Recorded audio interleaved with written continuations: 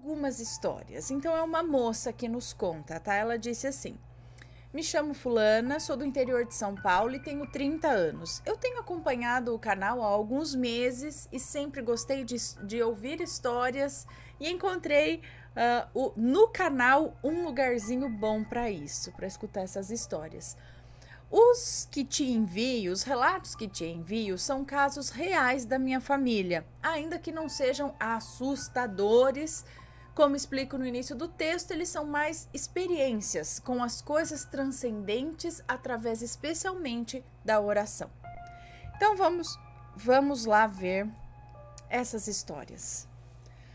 Com a minha família, especialmente com a família materna, já aconteceram uma série de coisas que podem ser interpretadas pelo viés espiritual.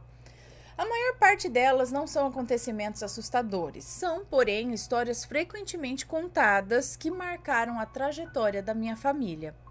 Inicio explicando que tanto os meus pais e irmãos, quanto os meus avós, tios, tias, primos, primas, tanto da parte da minha mãe quanto do meu pai, são, em sua maioria, católicos praticantes, ou seja, eles vão à missa frequentemente, participam de grupos da igreja, as pastorais, são devotos de Nossa Senhora e têm, assim, a tendência de interpretar os diferentes acontecimentos da vida à luz da fé católica. Ainda que pessoas de outras denominações religiosas possam explicá-las de formas diferentes, o que eu acho muito interessante. Os nomes das pessoas e das cidades que aparecem nas histórias não são verdadeiros, então tá tudo trocado, tá bom? Primeira história, então, primeiro relato aqui, a morte das meninas, como os meus avós sempre falavam. A minha avó materna sofreu perdas terríveis na vida. Ficou órfã aos 6 anos e foi viver com seu tio materno, por isso ficou distante de seus irmãos por cerca de 10 anos. Quando casada, perdeu 3 filhos jovens e um neto ainda criança. Mas as histórias que contêm traços sobrenaturais são as que se referem ao falecimento dos meus tios. Quando a minha avó tinha 18 anos, ela e meu avô se casaram. Meu avô sempre foi trabalhador e presente em casa, mas ainda é muito bravo. Grosseiro, briga e guarda a raiva de todo mundo, ao contrário da minha avó, que sempre foi uma doçura. Eles tiveram 7 filhos, mas hoje apenas 4 estão vivos. A minha mãe é a mais nova dos 7. Hoje ela tem 50 anos. Quando minha mãe tinha cerca de 6 anos de idade, as 2 irmãs mais velhas, uma com 21 ou 19. Quando minha mãe tinha cerca de 6 anos de idade, as 2 irmãs mais velhas, uma com 21, outra com 19 anos, não sei, acho que é isso, descobriram que estavam com nefrite num nível avançado. Elas iniciaram o tratamento, porém há mais de 40 anos. O quê? Elas iniciaram o tratamento, porém há mais de 40, acho que é isso, tipo de tratamento. Especialmente na região rural, os métodos de tratamento ainda eram pouco efetivos. Há mais de 40 anos, eu acho que ela esqueceu de colocar as palavras aqui. Acho que é isso. Elas iniciaram o tratamento, porém há mais de 40 anos, especialmente na região rural, os métodos de tratamento ainda eram pouco efetivos. Por isso, poucos meses após descobrirem a doença, a mais velha faleceu. A outra irmã doente ficou por 3 meses sem conseguir dormir e dizia que Marina, a que já era falecida, vinha chamá-la para ir com ela, dizendo que ela estava num lugar muito melhor. E a minha avó ficava acordada junto com Irma, aquela irmã que ficou viva.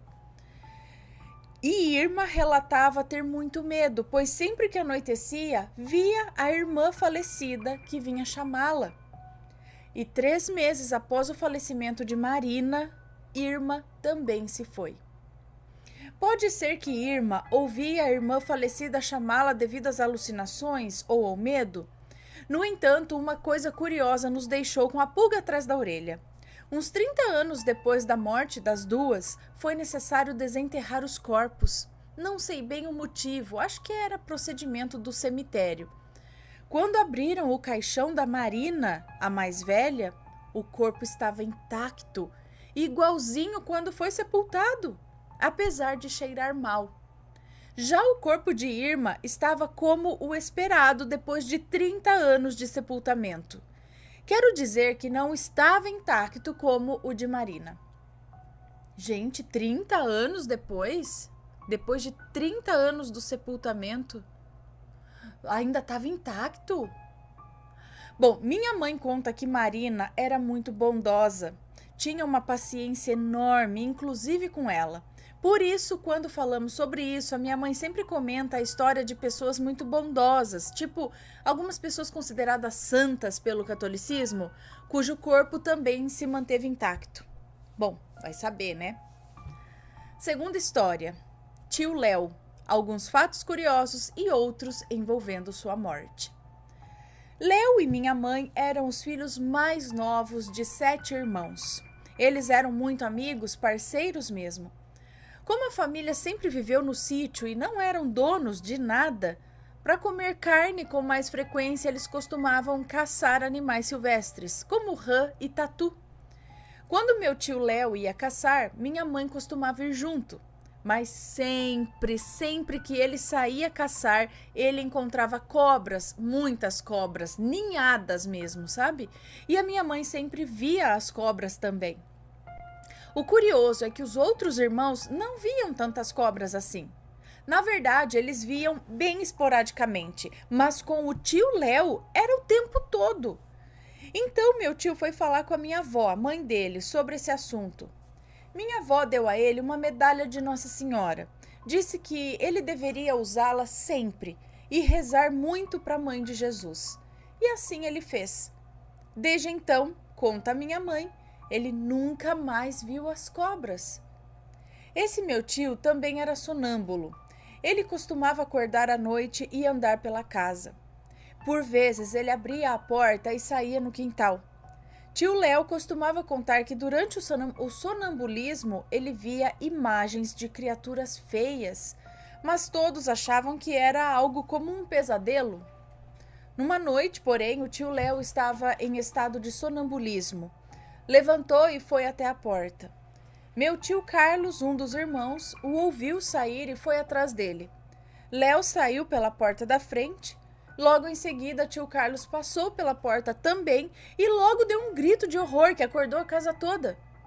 Carlos contou que ao passar pela porta viu uma figura assustadora, como se fosse uma caveira vindo em sua direção.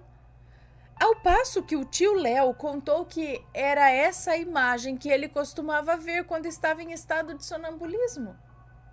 Esses episódios com o tio Léo ocorriam com muita frequência, até que uma vez chegou à cidade onde eles moravam um padre missionário que diziam tinha uma oração muito poderosa. A praça da cidade estava cheia de pessoas que queriam receber a sua bênção e a minha avó também estava lá com meu tio. Quando o padre abençoou meu tio, ele caiu no chão desmaiado, mas logo levantou-se. Depois dessa bênção, ele nunca mais viu nada. O meu tio nunca mais viu nada. Nem ficou em estado de sonambulismo. Quando o tio Léo tinha cerca de 17 anos, descobriu que estava com a mesma doença a qual as suas irmãs haviam falecido uns 6 anos antes, nefrite. Não é preciso dizer que a família ficou absurdamente assustada. Eles se mudaram para a cidade para facilitar o tratamento, pois moravam no sítio, e logo meu tio entrou na fila do transplante. Ocorre que naquela época alguns absurdos ainda eram permitidos. O meu tio fazia diálise 3 vezes por semana. No entanto, como foi semana de carnaval, a equipe do hospital esteve em folga e ele não pôde fazer o procedimento. Passado o feriado, no dia anterior à data para ir ao hospital fazer a diálise, ele chamou minha mãe para ir à missa.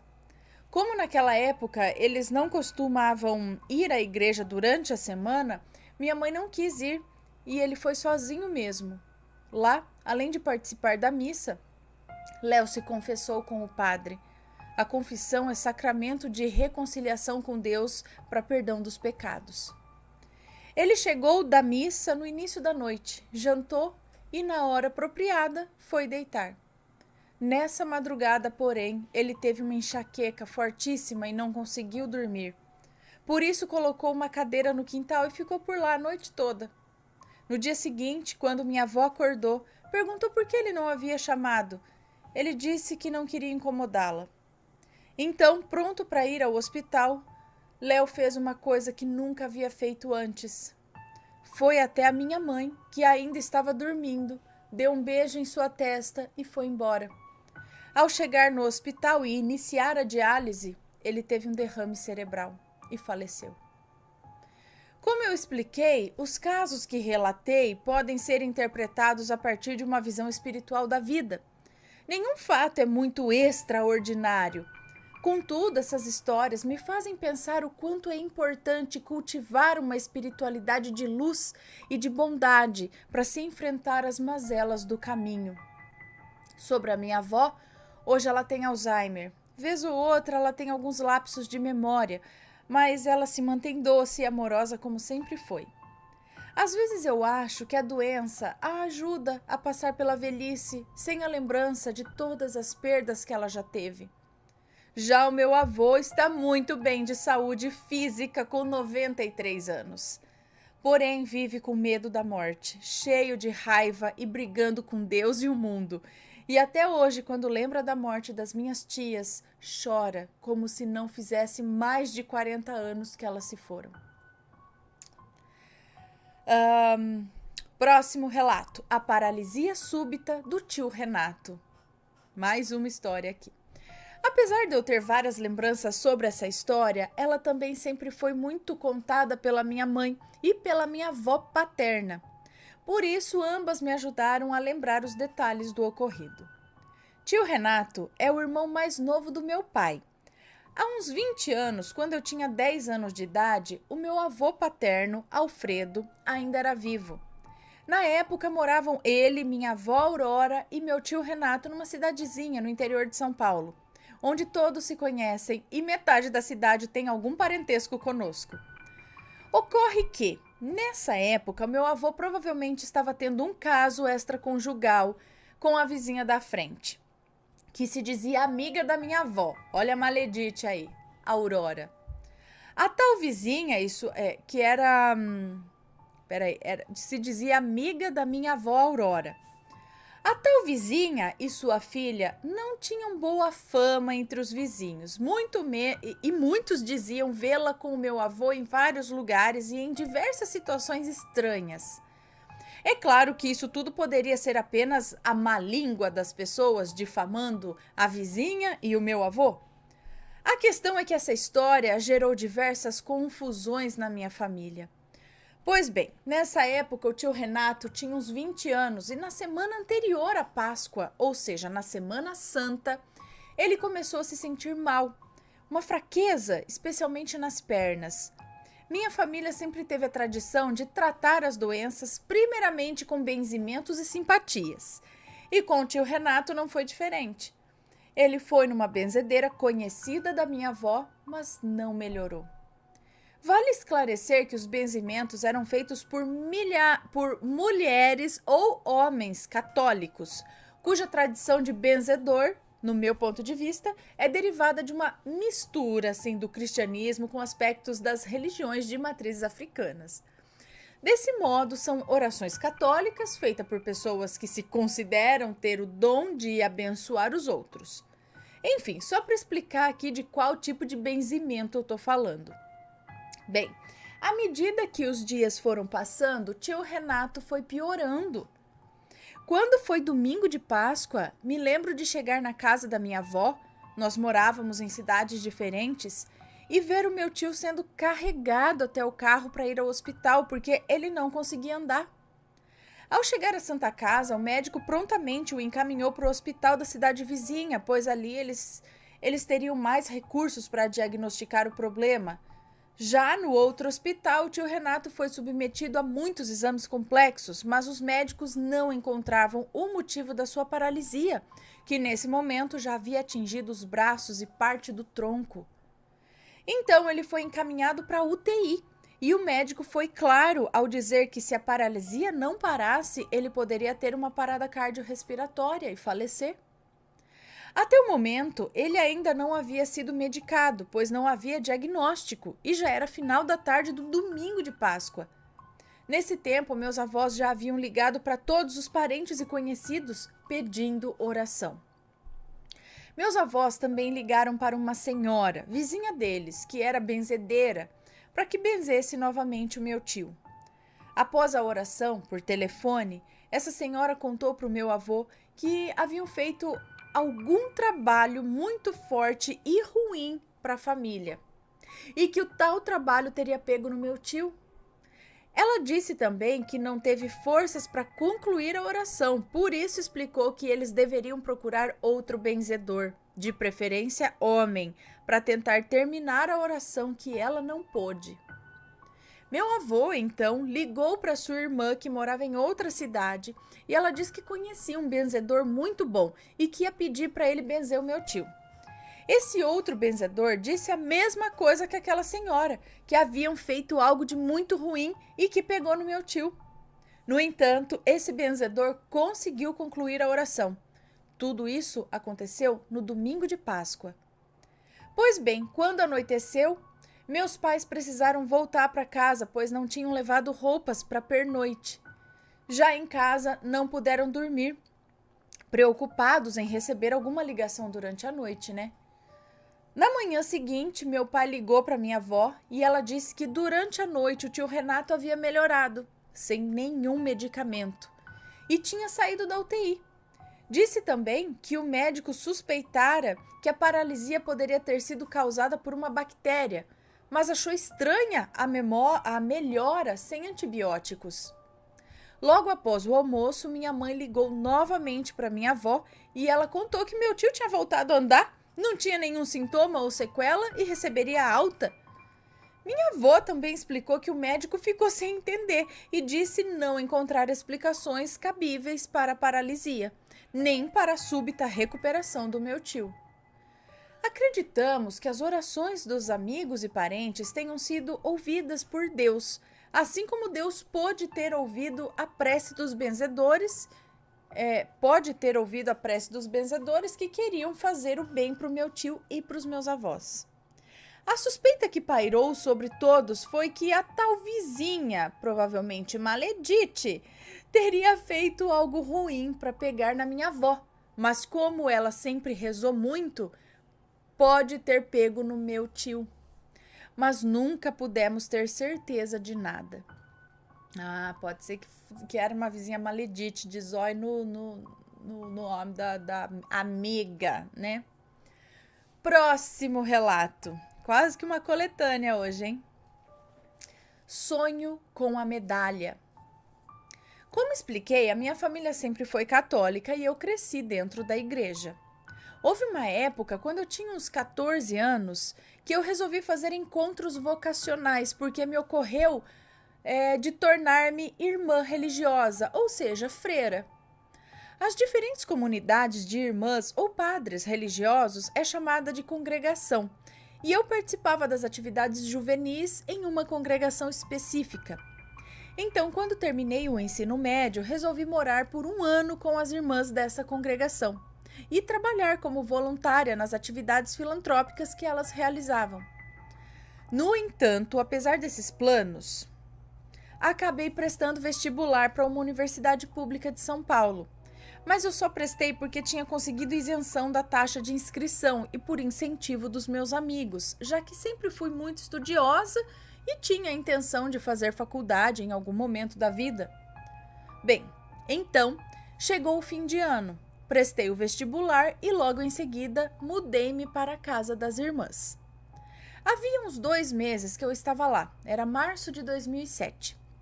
Nós fizemos uma celebração para a entrega das medalhas das voluntárias, minha e de mais uma moça, Adriana. A medalha era assim: na frente havia a santa padroeira daquelas irmãs e no verso a imagem de Nossa Senhora, Mãe de Jesus. Meu aniversário é dia 21 de março e nós receberíamos as medalhas no dia 22 de março. Na noite do dia 21 para o dia 22, eu sonhei que recebia a medalha, mas no sonho ela era assim: na frente tinha a santa padroeira das irmãs e no verso tinha a imagem do Sagrado Coração de Jesus. Quando acordei, me envolvi nas atividades que realizava no dia a dia e à noite aconteceu uma missa e a entrega das medalhas para nós duas. Nós, a Adriana e eu. Nós a recebemos, num cordão que foi colocado no nosso pescoço. Ao final da celebração, olhei mais de perto a medalha que estava no pescoço da Adriana para ver os detalhes. A minha eu não olhei de imediato. A medalha da Adriana estava como esperada, a santa na frente e Nossa Senhora no verso. Depois jantamos, comemoramos os aniversários do mês de março, o meu e o de uma das irmãs, e fomos para a sala de TV. Só então eu tirei o meu cordão do pescoço e vi a minha medalha. E qual não foi a minha surpresa quando notei que na minha medalha havia a santa padroeira na frente e o Sagrado Coração de Jesus no verso, como aconteceu no meu sonho. Fui então conversar com a irmã responsável. Ela ficou espantada e me explicou que há muitos anos atrás a medalha das voluntárias tinha o Sagrado Coração de Jesus no verso, mas esse modelo de medalha já havia acabado há muito tempo. Fiquei alguns dias refletindo sobre esse acontecimento, quando na semana seguinte recebi uma ligação dizendo que eu havia passado no vestibular. Me ligaram, pois eu fiquei na lista de espera e acabei sendo telebichete. Telebichete? O meu nome foi o último da lista do curso para o qual eu prestei o vestibular aquele ano. E como já havia recomeçado as aulas, eles me ligaram para saber se eu tinha interesse na vaga. Como se tratava de uma universidade pública, com um vestibular deveras concorrido, decidi ir. Minha vida virou de cabeça para baixo, mas Deus sempre esteve presente de forma clara durante todo o percurso. Só para exemplificar, quero contar um outro relatinho. A cidade onde eu morava com as irmãs é quase 400 quilômetros de distância da minha, a Araraquara. Já a cidade onde eu fui fazer faculdade é cerca de 150 quilômetros de Araraquara. Atualmente, meus pais têm uma vida tranquila financeiramente, mas na época estavam passando por dificuldades. Por isso, para eu conseguir fazer a faculdade, tive que morar com a minha avó paterna numa cidade próxima à cidade que eu faria a faculdade. Ou seja, minha cidade é Araraquara, mudei para Jacareí para morar com as irmãs. Passei no vestibular em Botucatu e durante uma parte da faculdade morei em São Manuel. Como São Manuel é uma cidade muito pequena e a cerca de 20 quilômetros de Botucatu, as pessoas costumam fretar ônibus para irem estudar durante a noite. Apesar de morar com a minha avó, eu tinha que arcar com alguns gastos, especialmente os do ônibus entre as cidades onde eu morava e onde estudava. E como eu entrei na faculdade depois de iniciarem-se as aulas, perdi o prazo do pedido de bolsa auxílio.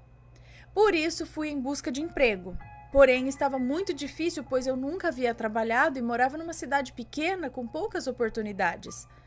Eu estava preocupada, pois se não encontrasse nada logo, teria que trancar a faculdade e voltar para Araraquara. Já havia quase um ano que eu mandava currículos e falava com as pessoas sem sucesso. Por isso, eventualmente, fazia faxinas para minha tia, que me pagava um valor muito menor do que deveria. Minha mãe, apesar de sempre me apoiar, estava muito aflita com toda a situação. Em um dos finais de semana que voltei para Araraquara, ela me disse que não acreditava que eu estava procurando emprego, porque eu já deveria ter achado alguma coisa. E isso me deixou muito triste. Depois da nossa conversa, fui à casa de uma amiga e chorei um monte. Era um sábado de manhã. Quando voltei para casa, antes do almoço, o telefone tocou. E era o responsável pelo RH de uma empresa me oferecendo um estágio remunerado. Eu fiquei muito feliz. Porém, houve um problema. A lei de estágio vigente na época, 2007, 2008, era diferente da atual. E a empresa poderia exigir que eu trabalhasse 40 horas por semana, o que a minha universidade não aceitava. Fiquei tentando negociar com a empresa e com a universidade por cerca de um mês, sem sucesso. Eu já estava angustiada porque sem aquela bolsa teria que trancar o curso e voltar para casa. Como já havia um mês desde a minha aprovação para o estágio, a empresa me comunicou que eu teria mais uma semana. Caso eu não resolvesse com a universidade até a sexta-feira, teriam que escolher outro estagiário. Diante disso, só pude rezar e pedir ajuda de Deus. Quando eu morava com as irmãs, aprendi uma oração a Nossa Senhora e passei a fazê-la o tempo todo. E ela é assim: põe tua mão, eu acho, né? Põe tua mão, minha rainha, põe tua mão antes da minha. É isso. Põe tua mão, minha rainha, põe tua mão antes da minha. Na sexta-feira de manhã, o telefone tocou. Era o responsável pelo RH da empresa. Ele me disse: fulana, você tem muita sorte. Saiu ontem uma nova normativa para os estagiários e nós teremos que adequar a carga horária como está nas normas da universidade. Eu só pude agradecer a Deus e a intercessão da Mãe de Jesus. Hoje tenho 30 anos, estou no doutorado e tenho plena convicção de que a minha vida sempre foi guiada pelas mãos de Deus. Eu aprendi que a oração é uma ferramenta simples, mas traz tantas riquezas que não é bom que a deixemos de lado. A capacidade de falar com Deus, de se conectar com o amor de forma transcendente, é um presente. Que legal, então esse relato serve mais um relato para mostrar para a gente como a fé e a oração é importante em várias coisas. Por mais que pareçam pequenas coisas, aquilo é importante para você. Você fala: ai, Deus em todo o seu poder e grandiosidade vai se preocupar em pequenas coisas às vezes que para mim aqui. Tenha fé, faça sua oração, que ele atua nas grandes e nas pequenas coisas, como a gente viu ali, dos tios, né? Do tio, que pelo jeito estava sob feitiço, sem querer, não era para ele, mas como o médico não acha nada e de repente melhora com uma oração, não é? Por isso que eu falo, tem que trabalhar as duas coisas juntas, sempre no médico também, procurando, porque Deus ilumina os médicos também, né? E a fé é muito importante, tá? As orações, não importa se é católico, qual religião que é, ali, aquilo que está dentro de você, a sua conexão com o espiritual é muito importante e ela existe.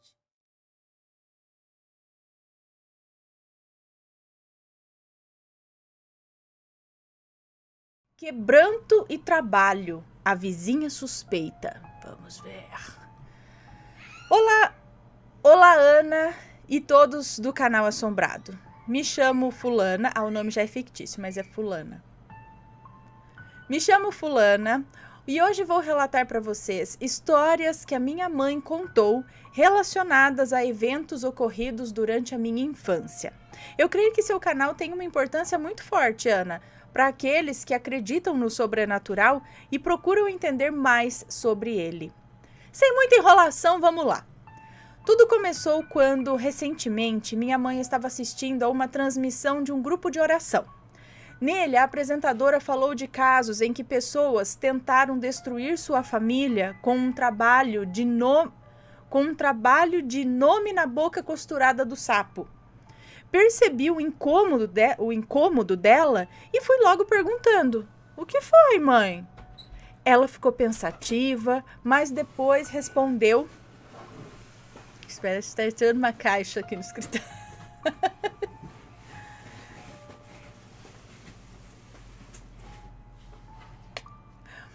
Ela ficou pensativa, mas depois respondeu: eu lembrei de umas coisas que aconteceram quando você era criança. Como ela não esticou o assunto, eu também não importunei. Voltei a viver minha vida e assim foi até termos que viajar até a casa da minha avó. Durante a viagem, enquanto ela dirigia, toquei no assunto novamente. E por fim ela respondeu: acho que tínhamos pessoas ruins no nosso... dela e do meu pai, sabe? Ela falou assim, acho que tínhamos pessoas ruins no nosso círculo de convivência. Aí eu fiz um e ela complementou: quando você era recém-nascida, você chorava demais. Porém, certo dia, chorou muito pouco. Passou o dia fazendo gemidos só. E assim ficou até o dia seguinte, com uma coloração mais pálida, com o corpinho mole.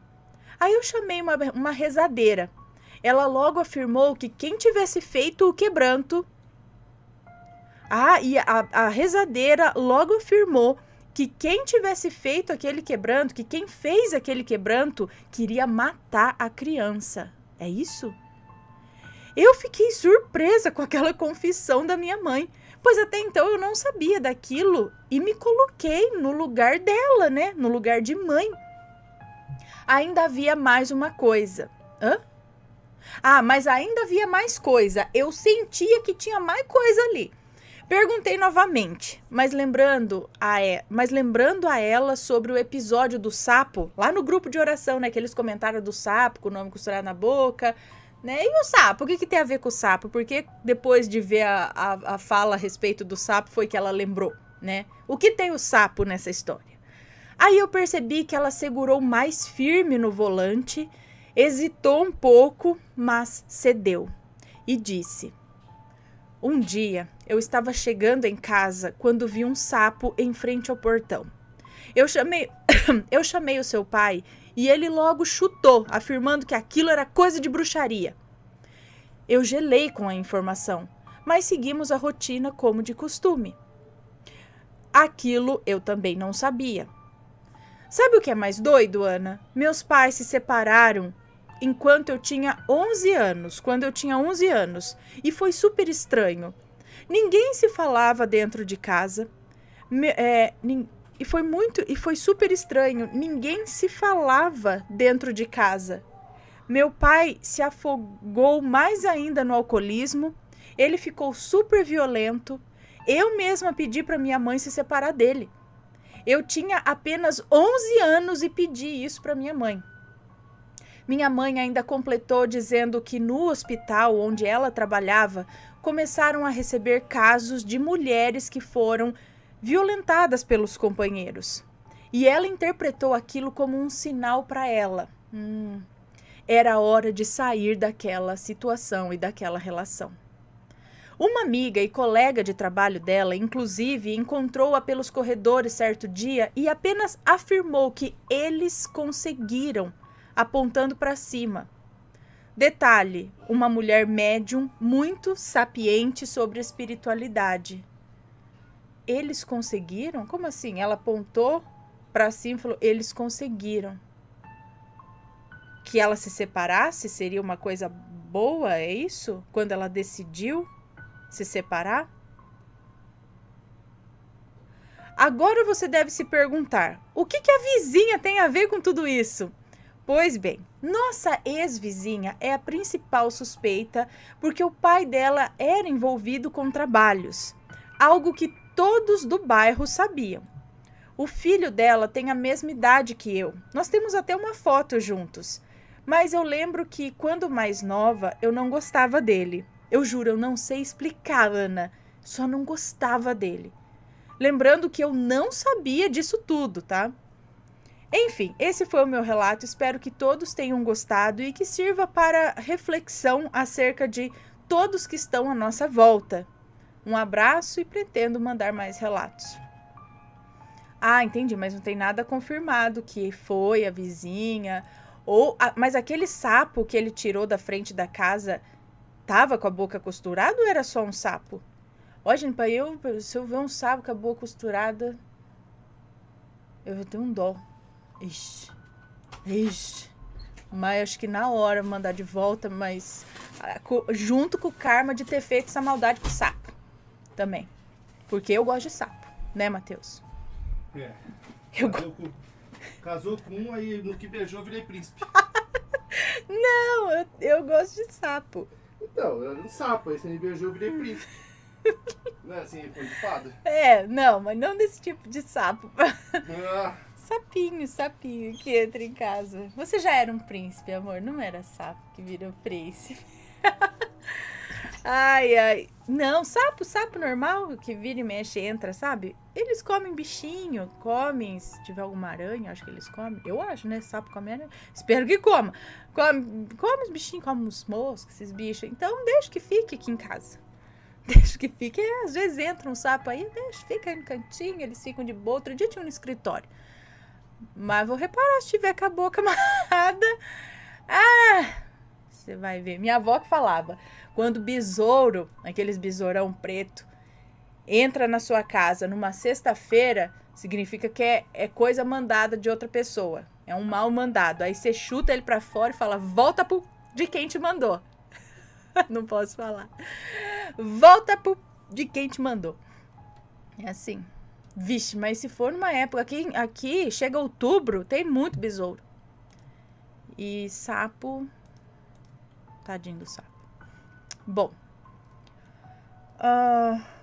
Mas isso acontece. E nós já vimos vários relatos aqui desse lance de mal olhado, de quebranto, às vezes sem querer, às vezes por querer, em criança, de pessoas ao redor e tal. Mas com o intuito de quê? Será essa vizinha, ela tinha alguma coisa contra para botar um quebranto de morte na criança do vizinho? Tinha alguma coisa contra ali, alguma rixa na família? Ou é só especulação? Assim, só... não sei, porque eu não sei mais da história, entendeu? Mas tem muitos casos, né, que a gente já viu.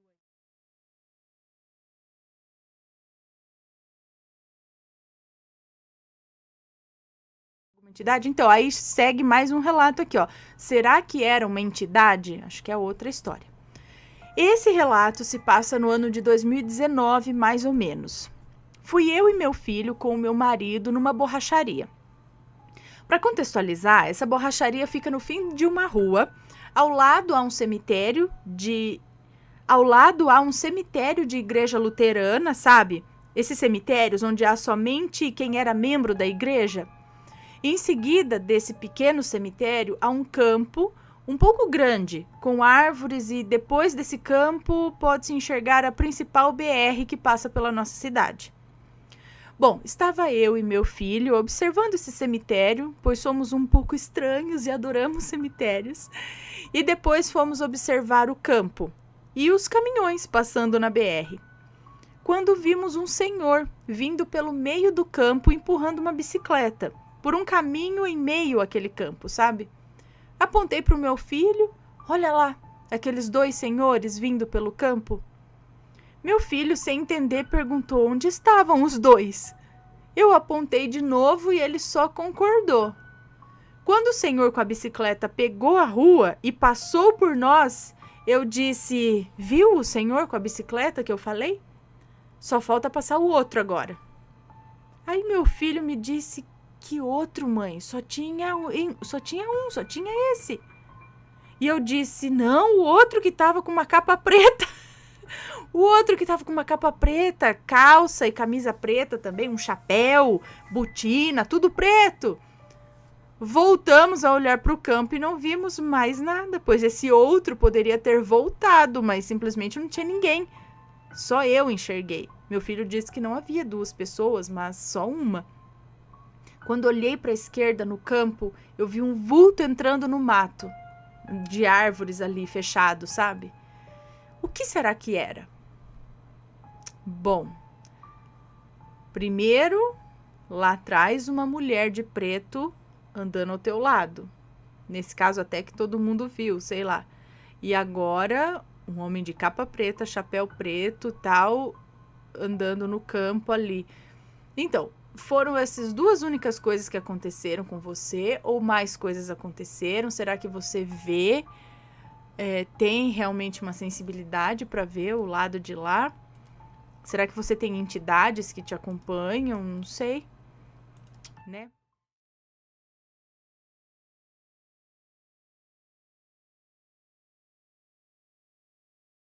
primeiro relato é este daqui. Adeus, irmãozinho. Vamos ver. Olá, Ana, me chamo fulano. Esse é o segundo relato que envio. Tá tudo certo aí pra vocês?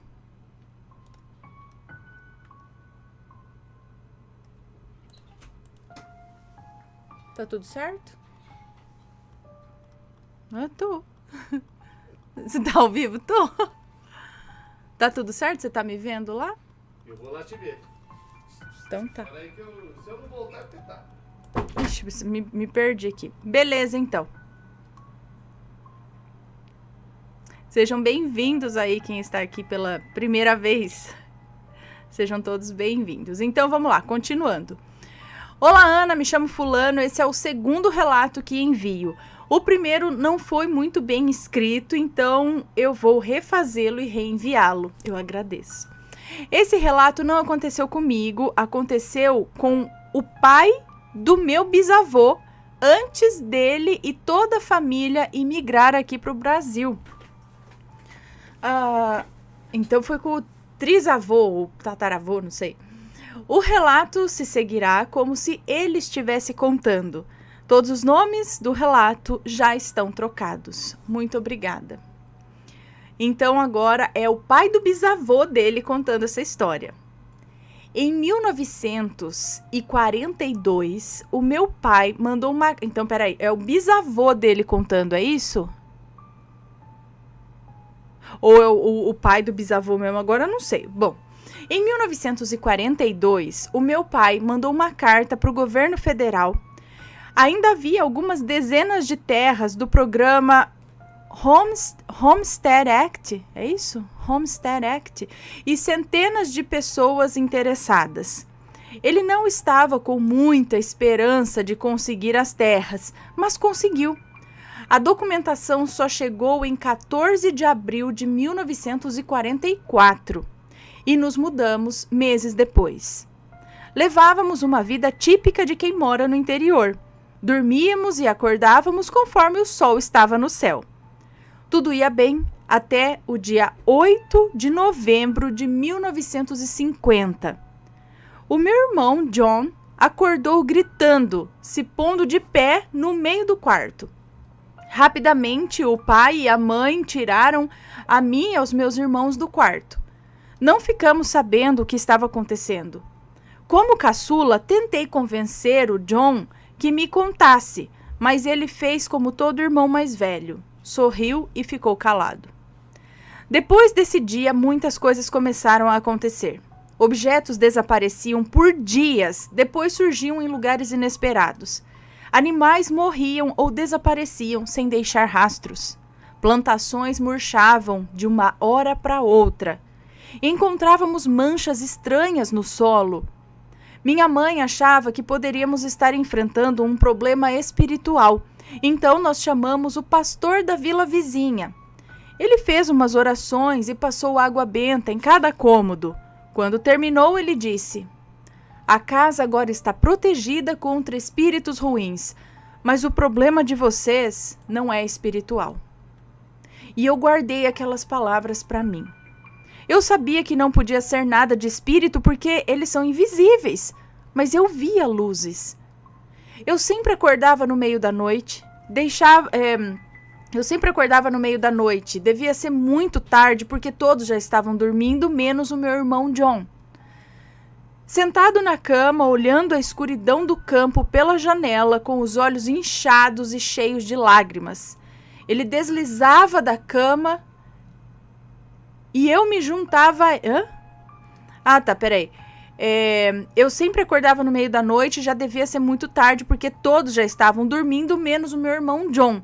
Ele estava sentado na cama, olhando a escuridão do campo pela janela, com os olhos inchados e cheios de lágrimas. Eu deslizava da minha cama e me juntava a ele, me pondo embaixo de seu braço.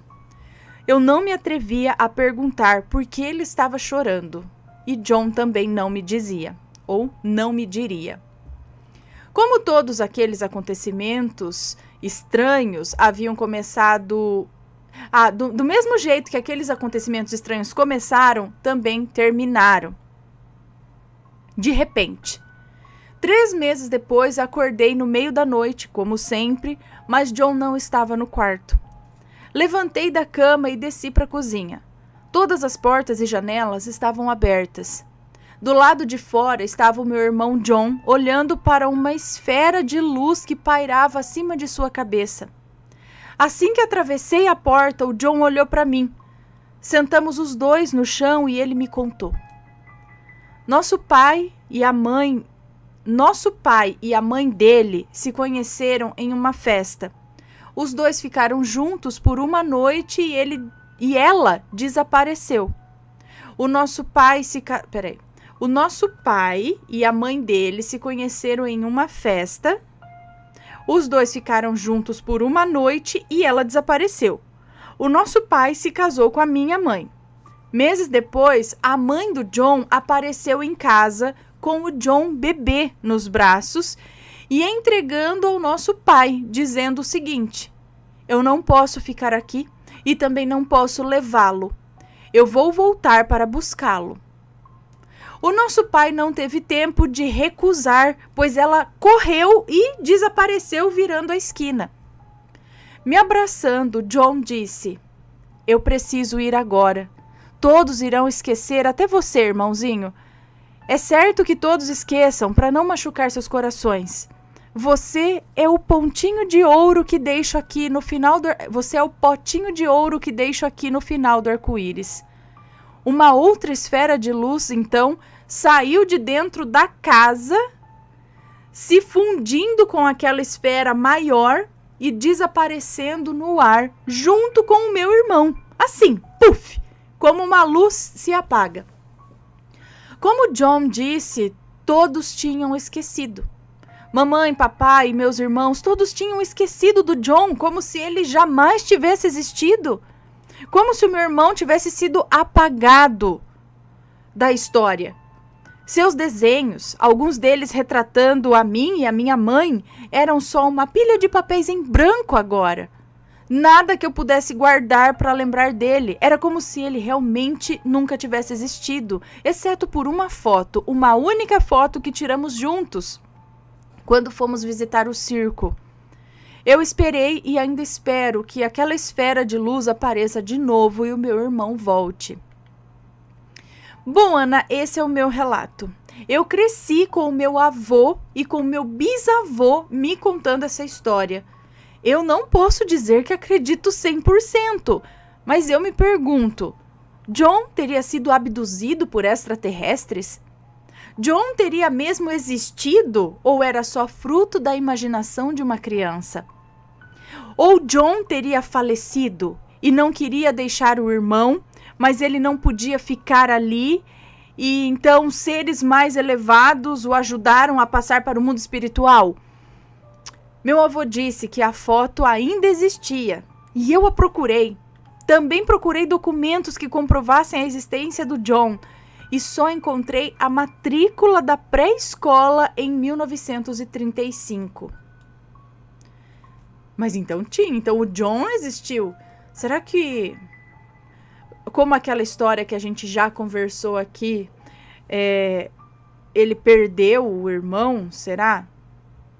O irmão ou desapareceu realmente por algum motivo trágico aí, ou realmente faleceu, mas como talvez pode ter sido um choque para ele ter perdido o irmão ter desaparecido, realmente essa história acabou surgindo na mente dele como uma forma de amenizar a situação, como um trauma.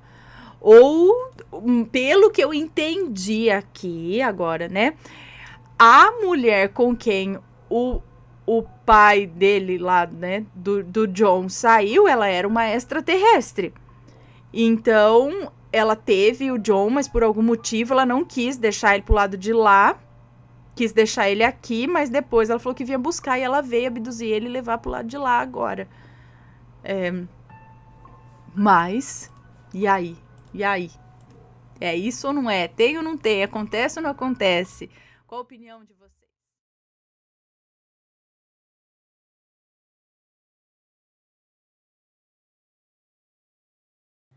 Então vamos para o próximo. O espírito toma banho? Vamos procurar.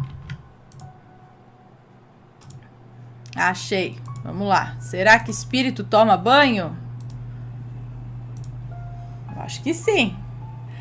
Boa noite, Ana e assombrados. Esse relato não contém nomes.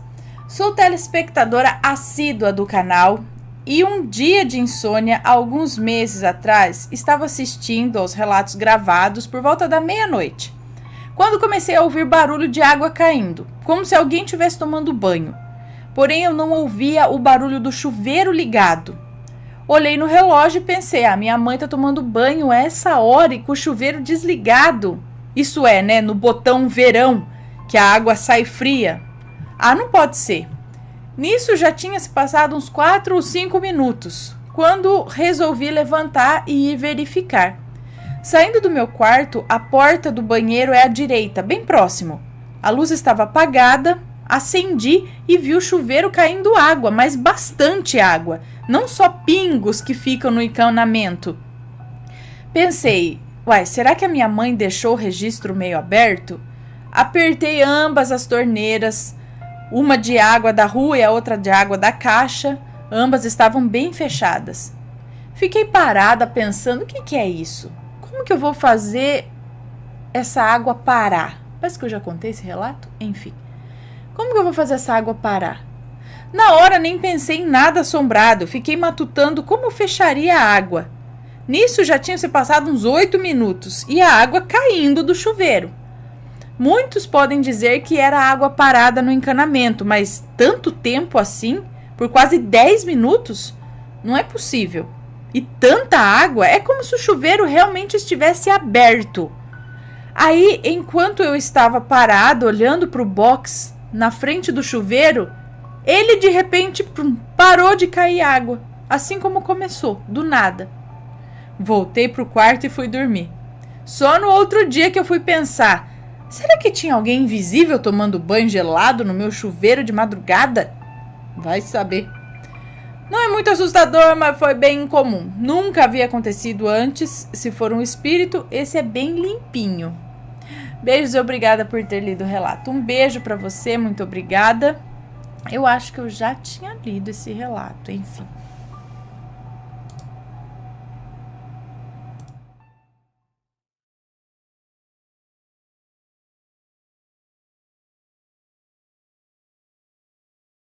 O mistério do caixão. Vamos ler. Olá, Ana, Matheus, assombrados. Me chamo Fulano. Tenho 19 anos e sou de Trindade, Goiás. Sei que serei chamado de Fulano. Mas enfim, Ana, o relato que eu conto a seguir foi contado pela minha avó. Pode ler tranquila, todos os nomes já foram alterados. Obrigada. Há muitos anos atrás, a minha avó Sami morava na cidade de Jaraguá, Goiás. Para ser mais exato, em meados dos anos 70, onde ela e meu avô Tony trabalhavam em uma fazenda simples do senhor Gustim, que tinha muitas posses pela região. Ao lado da fazenda do seu Gustim, havia outras fazendas que também eram simples, porém os donos eram sempre ricos, pessoas com boas condições. Certo dia, o dono de uma dessas fazendas, que se chamava José, veio a óbito, e o velório ia ser numa simples capelinha que havia na cidade, que não cabia muitas pessoas, mas que dava para realizar o velório de forma tranquila. A minha avó Sami e meu avô Tony, como vizinhos da fazenda do seu José, e por solidariedade, ajudaram nos preparativos do velório. Afinal, Ana, naquela época não havia funerárias como hoje, que preparam o corpo e o local. Era a família e os criados que cuidavam de tudo. Sendo assim, os homens faziam o caixão e as mulheres cuidavam da organização do corpo e do local. Após fazerem o caixão, preparar o corpo e arrumarem o local, levaram o caixão para o velório e começaram a velar o seu José às 10 da noite. A minha avó, Sami, acendeu algumas velas e arrumou alguns arranjos de flores, e os poucos vizinhos que foram também levaram algumas flores, e assim ocorria de forma simples o velório. A essa altura do relato, você deve estar se perguntando: e a família do falecido? Ana, eles não foram. E o motivo era muito cruel. Os poucos empregados que tinha morriam de medo por causa de suas grosserias e ameaças. A sua esposa vivia viajando com os filhos para fugir da tortura que era morar com seu José, que batia muito nos filhos e praguejava a esposa, dizendo que ela era secretária do Satanás. Pois bem, Ana, o sobrenatural começava aqui. Como já dito, seu José era muito cruel e gostava muito de xingar e invocar o capeta. Falava frases como: só se o capeta permitir, só por cima do meu cadáver com o capeta em cima, entre outros ditos.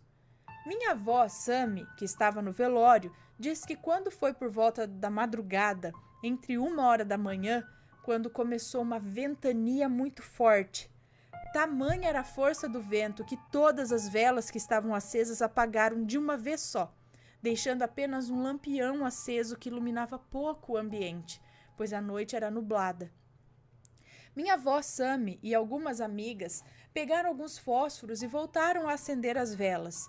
E depois que todas as velas foram acesas, o lampião caiu com uma força no chão que não teve salvação. Ficou tudo espatifado no chão, próximo à porta da capela. Maria, uma das amigas da minha avó, pediu para o seu marido, Firmino, ir até a sua casa buscar outro lampião, pois se o vento voltasse a apagar as velas, eles ficariam na penumbra total. Após Firmino sair, o vento tornou a apagar as velas e todos ficaram no escuro. Minha avó Sami pegou os fósforos e tentava acender as velas, mas o vento persistia. E qual não foi a surpresa de todos, quando Maria conseguiu acender uma vela que estava numa mesa próxima ao caixão e perceber que o corpo não estava mais lá. Ana, o desespero foi total. As mulheres gritavam, os homens procuravam o corpo pela capela e não viam nada, até que mais uma vez o vento apagou as velas. Ana, minha avó Sami, que era e é até hoje bem religiosa, católica fervorosa, começou a rezar um Pai Nosso e de repente lá de fora escutaram passos apressados e gritos. Era o Firmino, marido de Maria, que corria e gritava. Entrou cambaleando na capela com o lampião na mão. Maria foi ao encontro do seu marido perguntando o que houve, tentando entender por que daquela gritaria. Foi então que Firmino disse: mulher, acabei de ver o caixão do seu José passando aqui com um cachorro sinistro em cima. Maria virou para trás e constatou com os próprios olhos que nem mesmo o caixão estava mais ali. Se o clima já era de medo e desespero, pronto, agora não restava mais nada a não ser cair fora dali. Após todos fecharem a capela, foram para a fazenda onde os meus avós moravam para tomar um café e conversar sobre o ocorrido. Minha avó disse que Firmino contou com detalhes que o caixão ia flutuando lentamente com um cachorro preto em cima. Disse que ao ver essa cena ele se apavorou e saiu correndo. Depois desse ocorrido, ninguém mais voltou na fazenda do seu José. Os empregados foram embora mais do que depressa. A minha avó, Sami, conta essa história sempre que tocamos em assunto sobrenatural. E acredite, Ana, essa não é a única história que ela já presenciou. Mas por hora contarei só essa. Obrigado por ler meu relato. Um abraço para você e sua família linda. Amo o canal, assisto todos os relatos. Obrigada. Cara, tá vendo? Nem que... Só, o que ele falava mesmo aqui? Só por cima do meu cadáver com o capeta em cima lá. Foi mesmo. Gente, minha avó contava uma história parecida. Bom, pelo jeito, esse povo ruim aí, o capeta vem buscar o corpo, tudo junto mesmo. Pode levar. Faça bom proveito. Minha avó contava também. Mãe, agora eu não lembro. Mãe, como que é a história? Tinha um homem que era ruim também. E aí no caixão, só que quando foram... velaram o homem lá e fecharam o caixão. Aí todo mundo levou, aí antes de enterrar, parece que abriu o caixão para dar os últimos adeus, não sei o quê, aí fechava de vez e enterrava. E aí velaram o homem, fecharam o caixão. Aí quando foram abrir para enterrar essa última vez, o corpo não tava lá. No lugar tinha um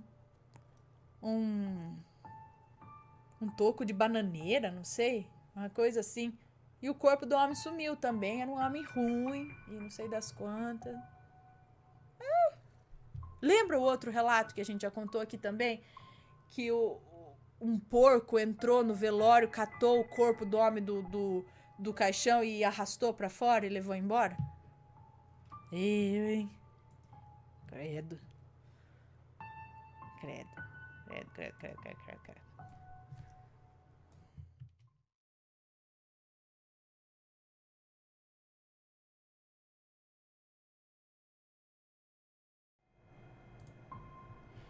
Vamos lá. Amor de mãe atrai milagres. E esse vai ser o último relato da noite, eu acredito, tá? Vamos ver. Vamos lá, amor de mãe atrai milagres. Olá, Ana, é com muita alegria que te envio mais um relato, pois continuo fã de todos os dias de vocês. Foi tanta emoção ao ouvir você relatando adolescência assombrada e a delicadeza do Mateus agradecendo e me passando a data em que foi lido. Obrigada. Vamos lá. Visão com lágrimas de sangue nos olhos. Vamos ver. Tudo aconteceu quando meu terceiro irmão era apenas um bebê. Ele estava muito doente, chorando, com dores e com febre alta há vários dias, e nada que a minha mãe fizesse amenizava seu sofrimento. Foram várias consultas em médicos diferentes, muitos medicamentos ministrados, porém nenhum resultado alcançado. A coitada da minha mãe já não sabia o que fazer. Recebeu até velas da minha avó materna para velar o bebê, já que como ela tinha perdido filhos daquela mesma forma, era algo inevitável. Porém, minha mãe, guerreira como era, não aceitou sua opinião. E num ato de puro desespero, ajoelhou-se diante de uma imagem de Jesus Cristo que tinha na sala de sua casa e implorou que ele mostrasse para ela uma maneira de curar o seu filho. Foi quando ela meio que cochilou e teve um sonho ou uma visão. Ela se viu na capital do meu estado, pois moro no interior de Pernambuco, descendo do ônibus em certo bairro de lá, em frente de uma ponte, ponte a qual ela passava e chegava em uma praça e seguia uma rua acima, onde ficava uma clínica médica, que ela via o nome da clínica e o médico que deveria curar o seu filho. Gente, quando ela retornou dessa visão, sua mãe a estava sacudindo, espantada, pois havia 2 lágrimas vermelhas em seu rosto, lágrimas de sangue.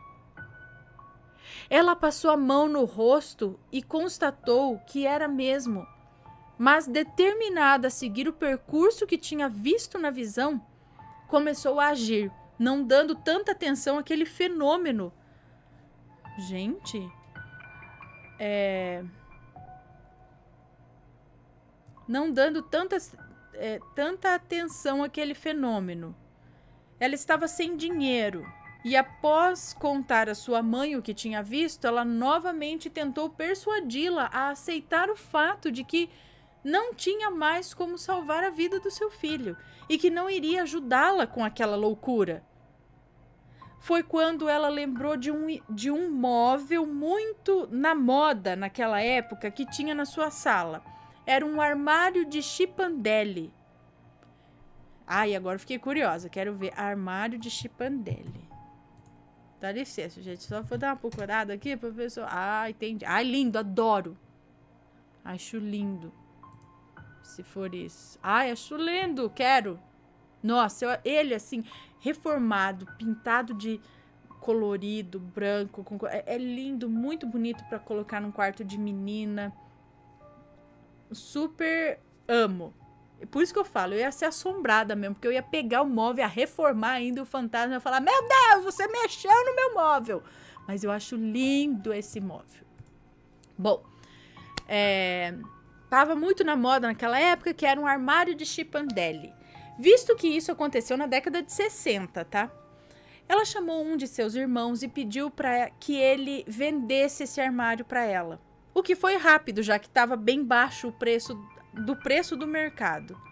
Nisso, a sua irmã, que era mais nova do que ela e solteira na época, chegou em sua casa para saber o que estava acontecendo. Mamãe contou que iria para Recife curar o meu irmão e precisava da companhia dela, a qual ela concedeu. E assim foram pegar o ônibus para Recife. Mamãe com o terceiro filho no braço, é isso? E titia com a bolsa dele. Ana, como deveria ser, as coisas caminharam tudo certo. Desceram no lugar da visão, encontraram a ponte, viram uns taxistas e resolveram perguntar sobre a tal clínica médica, onde informaram ser logo na rua acima, como na visão. Chegando lá, foram atendidas pela recepcionista, que perguntou para qual médico elas vieram. Minha mãe não sabia o nome do médico, ela apenas tinha visto o rosto dele. Foi quando saiu, que nem uma louca, abrindo tudo que era porta que ela via pela frente. Até que atrás de uma dessas portas, ela avistou o médico, que, assustado com a invasão, perguntou o que era aquilo. Minha mãe respondeu que ele era o médico que ia curar o filho dela e que ela tinha visto isso em uma visão. Nisso, chegaram junto à porta a recepcionista e minha tia. Mas o médico, vendo o estado que mamãe se encontrava, pediu calma e mandou ela mostrar a criança para ele.